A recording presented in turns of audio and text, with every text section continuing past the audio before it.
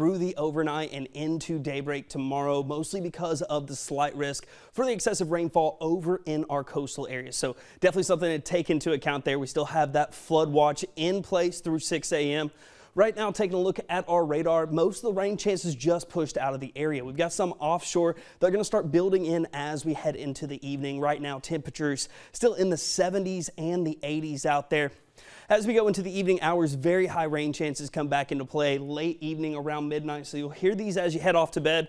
Those will continue to be scattered and push in through the start of tomorrow.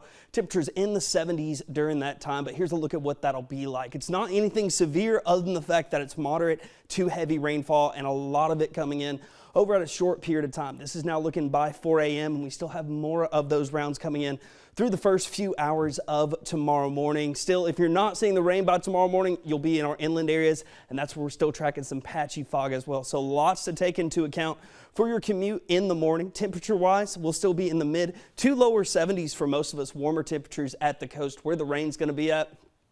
And here in Savannah, higher rain chances continue through the first half of the day. Much more isolated as we head into the second with the cloudy skies sticking around because all the energy is going to be taken up through the first half of the day. But it will help keep our temperatures cooler in the afternoon, mid to lower 80s for northern areas, mid to upper 80s as you push farther south.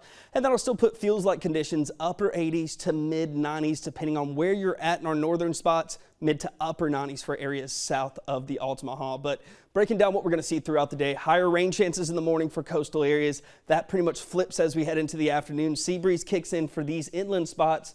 Moderate to heavier rainfall still could be out there, but not as big of a flood concern. Then we still track isolated rain chances, cloudy skies throughout the area as we go into tomorrow evening. The rain chances the rest of the week going to be a little bit closer to normal. They'll still be scattered to isolated because we still got the little bits of that front still lingering around, but also still going to be looking at this high pressure. And this is what we would look at as steering forces, pushing some of the tropics out and also pushing some of the drier air back into play.